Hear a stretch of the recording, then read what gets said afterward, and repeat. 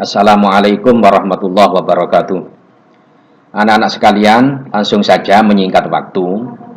Pelajaran kita fikih pada hari ini bab 3 tentang sholat fardu.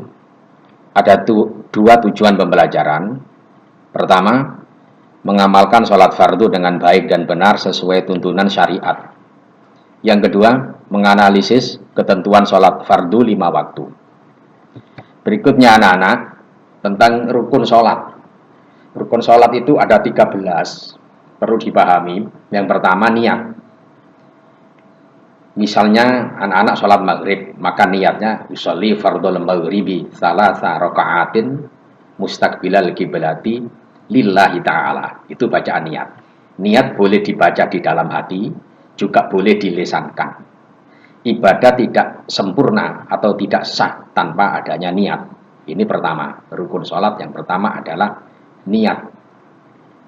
Dengan kata lain, niatnya harus karena Allah Subhanahu wa ta'ala. Tidak boleh ada niat selain Allah. Yang kedua, rukun sholat berdiri bagi yang mampu.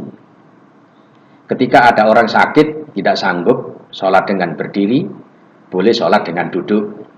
Duduk tidak sanggup, boleh sholat sambil berbaring, sambil tidur, sambil rebahan, atau bisa sholat di atas kursi roda, sesuai dengan kemampuan.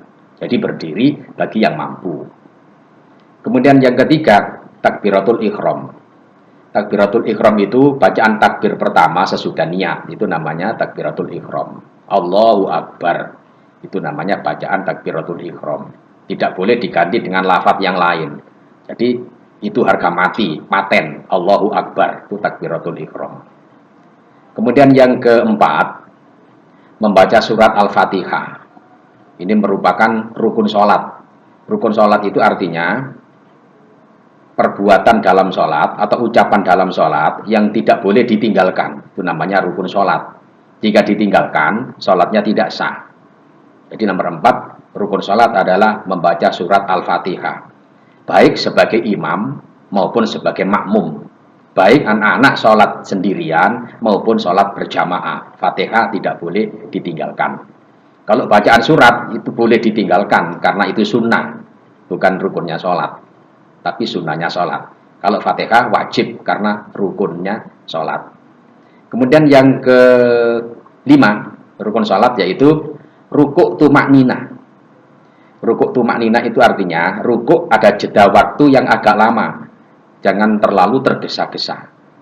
Ketika rukuk kita membaca doa Subhana rabbiyal azimi wa bihamdi minimal 1 kali, itu sudah tumakninah. Itu rukuk tumakninah. Kemudian yang keenam, iktidal tumakninah. Iktidal itu sami Allahu liman hamidah. Itu namanya iktidal. Ketika kita membaca Rabbana walakal hamdu mil'us samawati wal ard wa mil'u ma syi'ta min syai'in ba'du. Itu bacaan ketika iktidal. Jadi iktidalnya ada tumakninah, ada jeda waktu untuk konsentrasi, jangan terlalu terburu-buru. Kemudian yang ketujuh, anak-anak sekalian, rukun sholat sujud tumakninah. Jadi sujud ada konsentrasi ketika sujud. Kenapa harus konsentrasi? Karena ada bacaan doa ketika sujud. Subhana rabbiyal a'la wa bihamdi. Jadi jangan terlalu tergesa-gesa atau terburu-buru. Karena kita sedang sujud, menghadirkan Allah ketika sujud. Sambil meresapi makna bacaan yang kita sampaikan ketika kita bersujud. Jadi sujud dengan tumakninah, tidak boleh tergesa-gesa. Kemudian yang ke-8 rukun sholat, yaitu duduk di antara 2 sujud dengan tumakninah. Atau dengan kata lain, bangun dari sujud dengan tumakninah, dengan membaca doa Rabbil firli warhamni wajburni warfa'ni warzukni wahdini wa'afini wa'fu anni. Jadi duduk di antara 2 sujud dengan tumakninah. Kemudian yang ke-9 anak-anak tentang rukun sholat, yaitu duduk tasyahud akhir atau tahiyat akhir. Kalau tasyahud awal itu sunnahnya sholat, bukan rukunnya sholat. Kalau duduk tasyahud akhir merupakan rukunnya sholat. Kemudian yang ke-10, membaca tasyahud akhir. Tasyahud akhir itu ya bacaan syahadat di tahiyat yang terakhir. Jadi anak-anak duduk tasyahud akhir sambil membaca at-tahiyatul mubarakatus sholawatut thayyibatu lillah. Assalamu alayka ayyuhan nabiyyu wa rahmatullahi wa barakatuh. Assalamu alayna wa ala ibadillahis sholihin. Kemudian asyhadu an la ilaha illallah wa asyhadu anna muhammadar rasulullah. Atau boleh dengan bacaan lain, asyhadu an la ilaha illallah wa asyhadu anna muhammadan abduhu wa rasuluh. Itu juga boleh. Sama-sama tasyahud. Jadi membaca tasyahud akhir. Kemudian yang ke-11, membaca sholawat. Membaca sholawat Ibrahimiyah.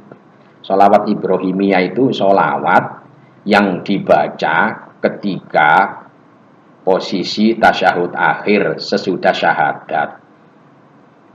Allahumma sholli ala sayyidina Muhammad wa ala ali sayyidina Muhammad kama shollaita ala sayyidina Ibrahim wa ala ali sayyidina Ibrahim wa barik ala sayyidina Muhammad wa ala ali sayyidina Muhammad kama barakta ala sayyidina Ibrahim wa ala ali sayyidina Ibrahim. Itu namanya sholawat Ibrahimiyah, karena ada nama Nabi Ibrahim yang disebut sebagai rangkaian bacaan sholawat ketika anak-anak melaksanakan tasyahud akhir atau tahiyat akhir pada gerakan sholat. Kemudian yang ke-12 rukun sholat adalah salam. Salam ke kanan dan salam ke kiri. Anak-anak sekalian, untuk salam ke kanan itu ulama menjelaskan wajib hukumnya menengok ke kanan. Adapun yang ke kiri itu sunnah hukumnya untuk menengok ke kiri. Atau dengan kata lain, jika salam cukup hanya ke kanan saja, maka sudah sah. Sholatnya sudah sempurna. Walaupun tidak sampai menengok ke kiri. Itu tentang bacaan salam. Kemudian kesempurnaan salam yang kanan adalah Assalamualaikum warahmatullah. Kemudian yang ke kiri juga sama, Assalamualaikum warahmatullah. Itu bacaan ketika anak-anak melakukan rukun sholat yang ke-12 yang bernama salam. Kemudian yang ke-13 adalah tartib. Tartib itu artinya berurutan.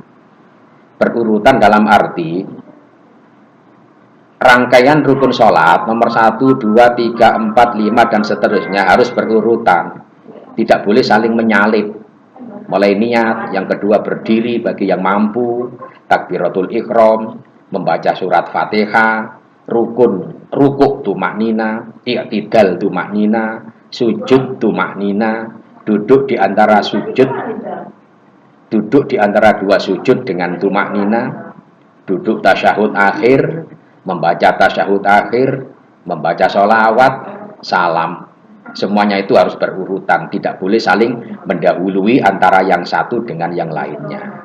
Jadi berurutan mulai nomor 1 sampai nomor yang terakhir. Itu tentang rukun-rukun sholat. Anak-anak sekalian, makanya sholat itu disebut istilahnya amal ibadah yang terdiri dari ucapan dan perbuatan yang diawali dengan niat dan diakhiri dengan salam. Kenapa sholat dikatakan amaliyah yang terdiri dari perbuatan dan ucapan? Perbuatan dalam arti karena sholat penuh dengan gerakan fisik, gerakan tangan, gerakan kaki, gerakan anggota badan. Misalnya ruku, sujud, i'tidal, takbir, semuanya itu memerlukan gerakan fisik. Nah, di sisi lain, sholat juga disebut sebagai ucapan dan doa. Karena bacaannya memerlukan ucapan lesan.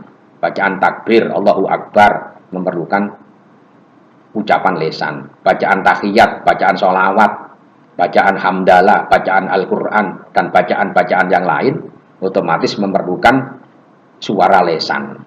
Yang diperkuat dengan keyakinan